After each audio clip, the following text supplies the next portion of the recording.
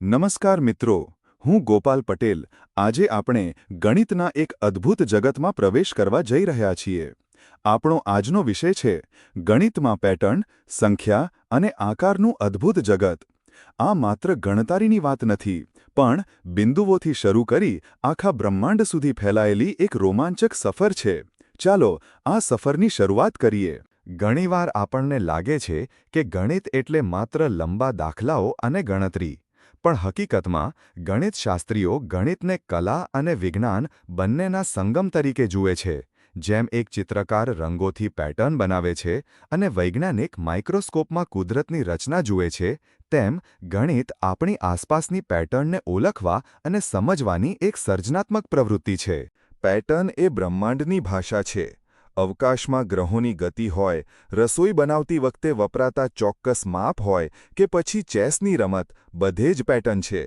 આજે આપણે જે ટેકનોલોજી વાપરીએ છીએ, જેમ કે હવામાનની આગાહી કે રોગોનું નિદાન, એ બધું જ ગણિતની આ પેટર્ન સમજવાને કારણે જ શક્ય બન્યું છે. કોઈપણ મોટી ઇમારતનો પાયો મજબૂત હોવો જોઈએ. ગણિતમાં આ પાયો એટલે સંખ્યા સિદ્ધાંત. જ્યારે આપણે 0, 1, 2, 3 જેવી સંખ્યાઓને એક ચોક્કસ ક્રમમાં જોઈએ છીએ, ત્યારે આપણને તેમાં પેટર્ન દેખાવા લાગે છે. આ સંખ્યાઓ જ ગણિતના તમામ રહસ્યોની ચાવી છે. આ કોષ્ટક જુઓ. અહીં અલગ અલગ પ્રકારની સંખ્યા શ્રેણીઓ છે.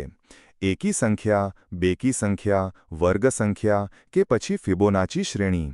દરેક શ્રેણીનો પોતાનો એક ચોક્કસ લય છે અને તેનો એક વિશિષ્ટ આકાર પણ છે.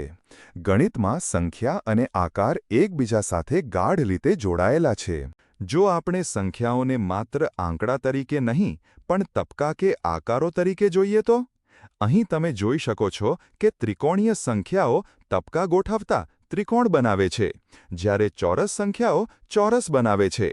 આનાથી ગણિતને સમજવું વધુ સરળ અને દૃશ્યક્ષમ બને છે. ગણિતમાં કેટલીક સંખ્યાઓ જાદુઈ હોય છે, જેમ કે સંખ્યા 36. આ એક એવી સંખ્યા છે જે ત્રિકોણીય પણ છે અને ચોરસ પણ. આ દર્શાવે છે કે એક જ સંખ્યા સંદર્ભના આધારે અલગ અલગ ભૂમિકા ભજવી શકે છે. તે ગણિતની લવચિકતા અને સુંદરતાનું ઉદાહરણ છે. ચાલો એક પ્રયોગ કરીએ.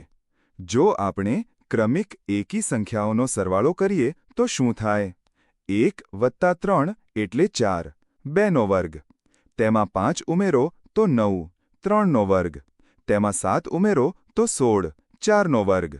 એટલે કે એકી સંખ્યાઓનો સરવાળો હંમેશા એક પૂર્ણ ચોરસ બનાવે છે. છે ને જાદુ? ચોરસ સંખ્યાઓ મેળવવાની બીજી એક રસપ્રદ રીત છે પિરામિડ કાઉન્ટિંગ. સંખ્યાઓને ચડતા અને ઉતરતા ક્રમમાં ગોઠવી સરવાળો કરો. જેમ કે 1 + 2 + 3 + 2 + 1 = 9. આ પેટર્ન આપણને સંખ્યાઓ વચ્ચેના અદ્ભુત સંતુલન વિશે જણાવે છે. હવે આપણે સંખ્યાઓથી આકારો તરફ પ્રયત્ન કરીએ, જેને આપણે ભૂમિતિ કહીએ છીએ. આકારો એક પરિમાણીય રેખા, 2 પરિમાણીય ચોરસ અથવા ત્રિપરિમાણીય ઘન હોઈ શકે છે. આપણું આખું વિશ્વ આ ત્રિપરિમાણીય આકારોનું બનેલું છે. જ્યારે કોઈ આકારની બધી બાજુઓ અને ખૂણા સમાન હોય, ત્યારે તેને નિયમિત બહુકોણ કહેવાય. 3થી ત્રિકોણ બને, 4થી ચોરસ, 5થી પંચકોણા અને એમ આગળ વધતા અષ્ટકોણ. જેમ જેમ બાજુઓ વધે છે, તેમ તેમ આકારની જટિલતા અને સુંદરતા પણ વધે છે. કુદરતમાં આપણને ખૂબ જટિલ આકારો જોવા મળે છે, જેમ કે બરફના કણ, સ્નોફ્લેક્સ. પણ શું તમે જાણો છો કે આ જટિલ આકારો પાછળ એક ખૂબ જ સરળ ગણિતનો નિયમ છે? જ્યારે એક નાનકડી પેટર્નનું વારંવાર પુનરાવર્તન થાય છે, ત્યારે તે ફ્રેક્ટલ્સ જેવી અદ્ભુત રચનાઓ બનાવે છે. અહીં સંખ્યા શ્રેણીઓ અને આકાર શ્રેણીઓનો સંગમ થાય છે. જેમ ગિયર્સ, ચક્રો એકબીજા સાથે જોડાઈને મશીન ચલાવે છે, તેમ સંખ્યાઓ આકારનું નિર્માણ કરે છે અને આકારો નવી સંખ્યા શ્રેણીઓને જન્મ આપે છે. આ બંને એક જ સત્યના બે અલગ પાસા છે. તો મિત્રો, આજે આપણે જોયું કે ગણિત માત્ર સૂત્રો નથી. તે વાસ્તવિક જગતની ઘટનાઓ, સંખ્યા શ્રેણીઓ અને આકાર શ્રેણીઓ વચ્ચેનું જોડાણ છે. ગણિત એ બ્રહ્માંડને સમજવા માટેનું સૌથી સચોટ માધ્યમ છે.